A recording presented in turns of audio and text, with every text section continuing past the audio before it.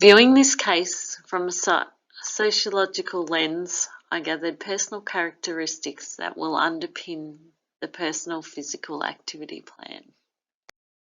During a 2-week period, I worked with this participant to observe his physical activity levels, including exercise and physical activity with a focus on aerobic balance, muscle strengthening activities, as well as non-exercise physical activity, sedentary behaviour and sleep. Data pulled from these observations when compared with the Australian Physical Activity and Sedentary Guidelines reveal that during this period the participant exceeds physical activity levels by a significant amount. We can see on this chart that he engaged in on average 765 minutes of physical activity per week. Interestingly though, in the pre-screen ESSA report, he self-reported that he usually engages in on average 150 minutes per week, indicating that he either underestimated his routine physical activity or the activity levels seen in these observations are above usual. The observations also reveal that although he is meeting the overall physical activity guidelines, he is not meeting the recommended guidance for muscle strengthening exercises, and he is engaging in large periods of sedentary behaviour. These findings guide the development of a personalised physical activity plan for this participant.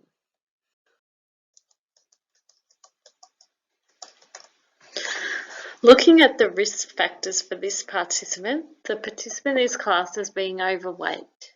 He has a waist circumference of 95 centimetres. He has a body mass index greater than 25% for men at 27.3%.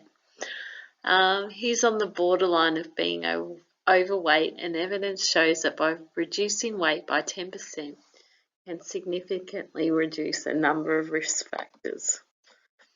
Central obesity, the large amounts of visceral fat located around the abdominal area, may be the biggest risk factor for type 2 diabetes. For a number of years, type 2 diabetes is ranked the 7th on the top 20 leading cause of death in Australia.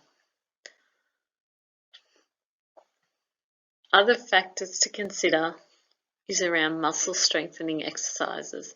These have the potential to provide preventative factors for cardiovascular disease, have the potential to lower blood pressure and improve endothelial function. Physical inactivity from sedentary behaviour may increase an adult's risk of developing a non-communicable disease by approximately 32%. Physical activity may promote a reduction in all-cause mortality risk by reducing the relative risk of the following diseases: heart disease, stroke, type 2 diabetes, obstructive sleep apnea, certain types of cancer, and osteoarthritis. In addition, physical activity is preventative against obesity. Sedentary behaviour also increases all-cause mortality risk and disability-adjusted life years, or DALYs. 6% of years have been lost in Australia in 2003. This is the number of years that a person lives with disability as the result of ill health, disability, or early death. Developing the physical activity plan, the participant and I come together to create some objectives for this plan.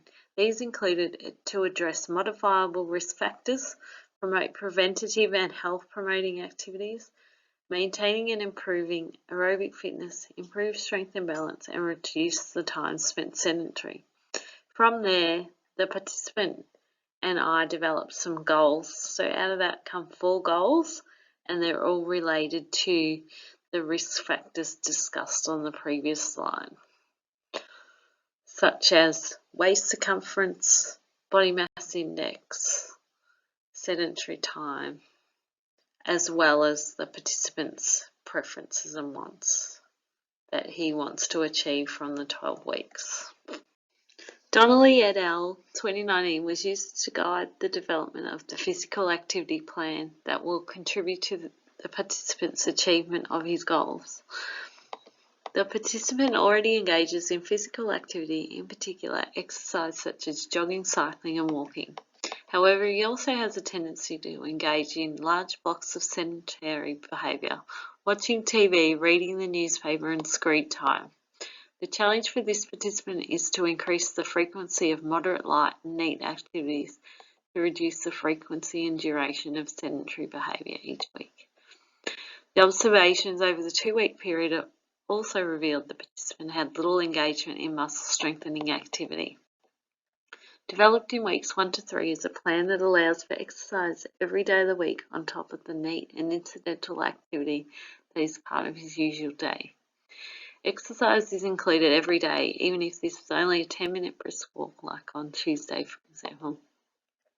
During weeks 4 to 12, activities were increased by MET, progressing intensity and/or duration, or speed and frequency. Using the theory of planned behaviour model to understand enduring behaviour change, I consider attitude, subjective norms, perceived behaviour control and intent during the development of this plan. Plotnikov et al. 2008 was the reference. The participant indicated that he was keen to participate in a variety of exercise to achieve his goal to lose some weight and improve his general well-being. His immediate family and close others are generally physically active, and he surrounds himself with members of the local football and cricket clubs as a volunteer. He has a support network that may encourage him to maintain this regimen over the long term, and it appears that the participant feels confident and ready to take control of his health, including physical activity. Education on his current risk factors with education on health-promoting activities may increase the participant's competency levels in the future. In conclusion, Australia's physical activity and sedentary behaviour guidelines give us a roadmap to strive for fitness, good health and live disease-free. Meeting the guidelines is no guarantee that Australians will not develop chronic disease in the future. However, strong evidence-based research suggests that by being physically active and reducing the amount of sedentary behaviour in your lifestyle, you are giving yourself your best chance. The World Health Organization suggests that physical activity and sedentary behaviour are part of the best buy in disease prevention and has the potential to save many lives by 2025.